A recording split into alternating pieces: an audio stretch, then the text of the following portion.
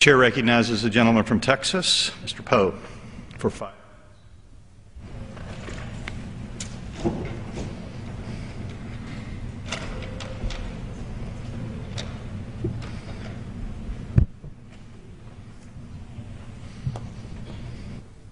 Mr. Speaker, I request permission to address the House for 5 minutes. You're recognized. Thank you, Mr. Speaker. I want to follow up on what my friend has just said about cutting federal spending. I agree. Cutting $400 billion is really not much of a cut, especially in these times when Congress continues to spend more and more money. So let's talk about some specific areas where we ought to reconsider putting taxpayer money. And maybe it's time to reconsider our foreign aid that we send to countries throughout the world. There are about 192 foreign countries in the world, give or take 2 that sometimes exist and sometimes don't.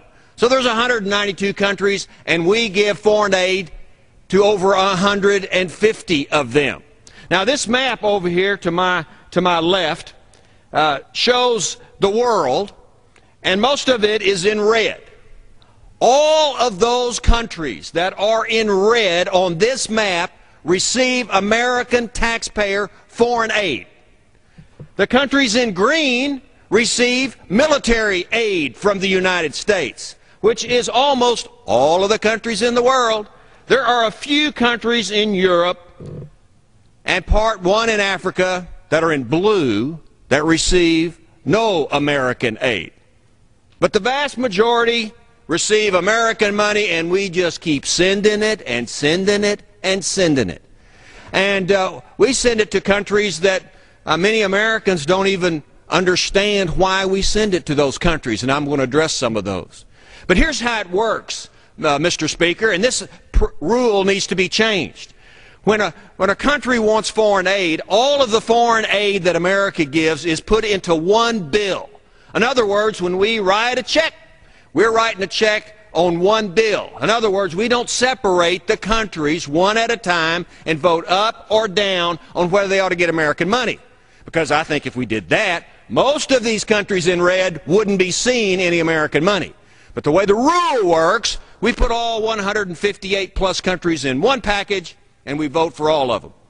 Now, I personally think it's good for the United States foreign policy that we support Israel, that we send them foreign aid and military aid. We ought to keep doing that. But if we want to continue to send aid to Israel, we got to send it to other countries like Egypt and Pakistan and some others. Right now in the crisis in Egypt, maybe it's time that we reconsider sending aid to Egypt. You know, if the Muslim Brotherhood takes over that country of Egypt, the world's in a lot of trouble. And we've all seen on television those tanks going up and down the highways in the cities in Cairo. Those are American tanks. They came from American taxpayers. It'd be a tragedy if those tanks and other foreign aid ends up in that radical group, the Muslim Brotherhood, who may take over the government. We don't know. Time to reconsider Egypt. But you know, we also give money to Pakistan. You know, Pakistan is on the border with Afghanistan, and it's given in the name of helping that country. You know, they don't support us, I think, adequately in our war on terror in Afghanistan, but yet we continue to give them money. But here's some that most Americans may not know about. We give money to Venezuela. Why do we give money to Chavez in Venezuela? He hates the United States. He defies our president, makes fun of our nation. We don't need to give him any foreign aid. We give $20 million to Cuba. Why do we give money to Cuba? You know, Americans can't even go to Cuba. It's off limits. It's a communist country, you know. But we're dumping money over there. And we even give foreign aid to this massive country over here, Russia, that used to be called the USSR. And the zinger of them all, this country, even though we are in debt, $45,000 per American, and most of that debt's owned by the Chinese, this nation gives foreign aid to our good buddies, the Chinese. Why do we do that?